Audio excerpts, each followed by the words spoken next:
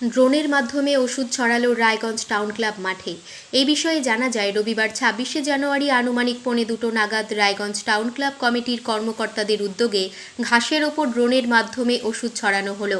এই বিষয়ে রায়গঞ্জ টাউন ক্লাবের সম্পাদক অভিজিৎ ঘোষ বলেন, সারা বছরই মাঝে মধ্যে ফুটবল ও ক্রিকেট খেলার আয়োজন এই মাঠে হয়ে থাকে এবং ক্রীড়ামূলক অনুষ্ঠানও হয়ে থাকে। এছাড়াও কয়েকদিন আগেও বিভিন্ন জেলা ভিত্তিক ফুটবল টুর্নামেন্ট হয়ে গিয়েছে এই মাঠে। ফলে মাঠের ঘাসের এই মুহূর্তে পরিচর্যার প্রয়োজন। সেই কথাকে মাথায় রেখে কৃষিকাজে ব্যবহৃত উন্নত মানের ড্রোন দিয়ে এই মাঠের ঘাসকে সঠিক পরিচর্যার কারণে ওষুধ দেওয়া হয়। এই বিষয়ে রায়গঞ্জ টাউন ক্লাবের সম্পাদক অভিজিৎ ঘোষ কি জানালেন, শুনুন বিস্তারিত।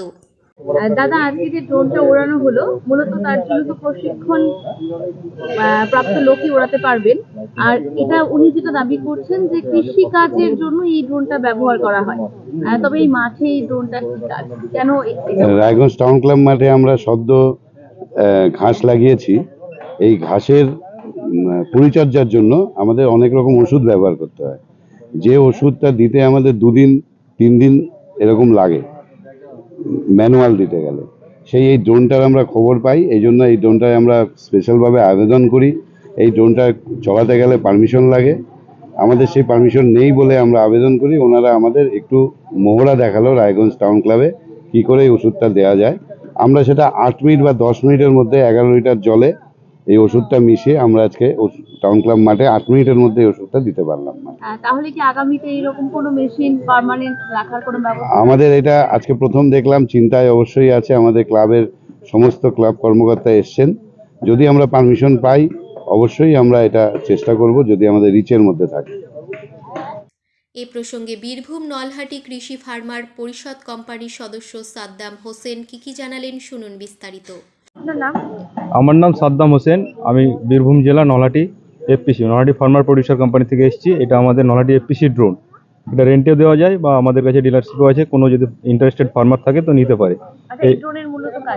এই ড্রোন মূলত কৃষিকার্যের জন্য, মানে কৃষিকার্যে যে আধুনিকীকরণ চলছে তার একটা অত্যাধুনিক প্রযুক্তি হচ্ছে অ্যাগ্রিকালচারাল ড্রোন। ড্রোনের মাধ্যমে কৃষি জমিতে রাসায়নিক, মানে লিকুইড রাসায়নিক এবং কীটনাশক, বিভিন্ন ভিটামিন ছড়ানোর কাজে এই ড্রোনটা ব্যবহার করা হয়। এই ড্রোনের মাধ্যমে ড্রোনের ওয়াটার ক্যাপাসিটি হচ্ছে 11 লিটার। 11 লিটার জলে আপনি 2.5 থেকে 3 বিঘা, মানে প্রায় 1 একর জমি কভার করতে পারবেন। সর্বোচ্চ সময় লাগবে 8 মিনিট। এবার সেটা কিভাবে, অনেক চাষির মধ্যে সে প্রশ্ন থেকে যায়, যেহেতু 1 বিঘা জমিতে ম্যানুয়ালি যে ব্যাটারি স্প্রেতে 4 ড্রাম মানে 48 লিটার জল লাগে। তো এটা আপনার ওই ব্যাটারি স্প্রের যে ওয়াটার ড্রপ তৈরি হয়, সেই একটা ওয়াটার ড্রপকে 80 থেকে 90 মাইক্রনসে ভেঙে একদম বাষ্পের আকারে করে দেবে। আজকে তো আপনাদের সামনে দেখানোই হলো এর মহড়া, যে কীভাবে ওয়াটার ড্রপটাকে একদম ভেঙে এই 11 লিটার জলে 2.5 থেকে 3 বিঘা কভার করা হলো। তার নমুনা আপনাদের সামনে দেখানো হলো। বললেন যে এটা কৃষি জমিতে বিশেষত ব্যবহার করা হয়, তাহলে এই খেলার মাঠে এটার উপকারিতা কি? খেলার মাঠে এই যে ঘাসের উপরে একটা ওষুধ প্রয়োগ করা হলো, মানে এই মুহূর্তে কৃষি জমিতে না গিয়ে টাউনের মধ্যে খেলার মাঠে ঘাসে এটা একটা মেডিসিন দেওয়া হলো, তার জন্যই খেলার মাঠে প্রয়োগ করে দেখানো হলো। ব্যাটারি ব্যাকআপ কেমন আছে? ব্যাটারি ব্যাকআপ রয়েছে আপনার 2টো ব্যাটারি একসঙ্গে লাগাতে হয়। এক একটা ব্যাটারি 22,000 অ্যাম্পিয়ার, মানে 44,000 অ্যাম্পিয়ারের ব্যাটারি থেকে 20 থেকে 22 মিনিট আপনার চার্জ দেবে, কিন্তু তার মধ্যেই 2 থেকে 2.5টা ফ্লাই নেওয়া যাবে। তো 2টো ফ্লাই যদি নেওয়া যায় তাহলে 2টো ফ্লাইয়ে আপনার 6 বিঘে, মানে 2 একর কভার করা যাবে। এটা চালাতে গেলে অবশ্যই প্রশিক্ষণ। আপনি যেখান থেকে ড্রোনটা কিনবেন সেই ডিলারই আপনাকে প্রশিক্ষণের ব্যবস্থা করিয়ে দিবে। এর জন্য ট্রেনিং দরকার আছে, সেই সঙ্গে আপনার সেই প্রশিক্ষণ কেন্দ্র থেকে আপনাকে লাইসেন্স দেওয়া হবে, কারণ এর অনেক রুলস এবং রেগুলেশন আছে যেগুলো না জানলে আপনি এই ড্রোনটা উড়াতে পারবেন না, চালানো যাবে না।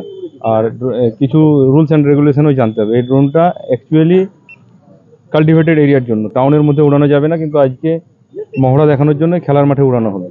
মানে এখানে যদি এটা কন্টিনিউ করতে চায় তাহলে কি করতে হবে? তাহলে এয়ার ট্রাফিক কন্ট্রোলের কাছ থেকে পারমিশন নিতে, প্রশাসনের কাছ থেকে গিয়ে পারমিশন নিতে হবে।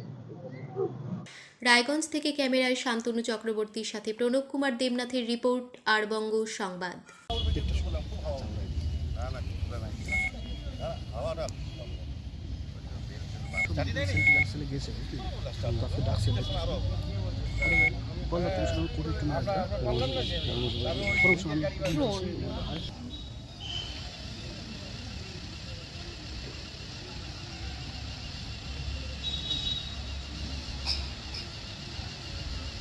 রাধে রাধে।